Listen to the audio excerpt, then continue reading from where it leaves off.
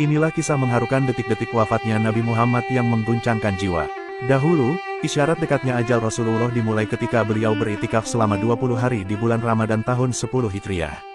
Malaikat Jibril mengulang Al-Quran hingga 2 kali dalam tahun itu bersama Rasulullah.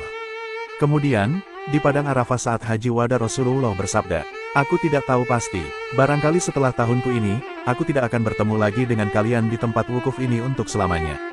Saat di Jumratul Aqobah Nabi juga bersabda, "Ambillah dariku manasik kalian cara-cara menunaikan ibadah haji, sepertinya setelah tahunku ini, aku tidak berkesempatan lagi untuk menunaikan haji." Selain itu, pada pertengahan hari-hari tasyrik, turunlah kepada beliau surah An-Nasyr. Dengan turunnya surah itu, beliau semakin yakin saat perpisahan telah tiba dan pemberitahuan akan datangnya ajal sudah sampai. Pada bulan Safar 11 Hijriah, Rasulullah pergi ke Gunung Uhud dan mendoakan para syuhada yang dikubur di sana. Rasulullah kemudian beranjak menuju mimbar seraya bersabda, "Sesungguhnya, aku yang mendahului kalian, dan sesungguhnya aku menjadi saksi terhadap kalian.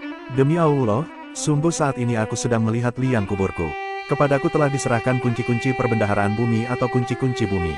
Dan demi Allah, aku tidak mengkhawatirkan kalian akan musyrik setelahku. Akan tetapi yang kutakutkan, kalian akan berlomba-lomba mendapatkan kunci-kunci itu." Hadis riwayat Bukhari Muslim. Di lain malam, Rasulullah keluar menuju pemakaman Baqi lalu meminta ampunan untuk mereka yang dikebumikan di sana seraya bersabda, "Assalamualaikum wahai para penghuni kubur. Rasakanlah kemudahan keadaan yang sedang kalian alami dibanding keadaan yang sedang terjadi pada orang-orang yang masih hidup. Fitnah-fitnah telah datang seumpama potongan-potongan malam gelap gulita yang ujung sepotongnya mengikuti awal potongan lainnya.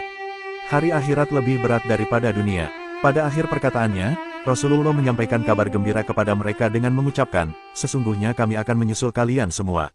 Tak lama kemudian, Rasulullah lantas jatuh sakit. Ibnu Mas'ud pernah berkata, ketika ajal Rasulullah sudah dekat, Rasulullah mengumpulkan kami di rumah Aisyah. Kemudian, Rasulullah memandang kami sambil berlinangan air matanya lalu bersabda, "Marhaban bikum, semoga Allah memanjangkan umur kamu semua, semoga Allah menyayangi, menolong dan memberikan petunjuk kepada kamu.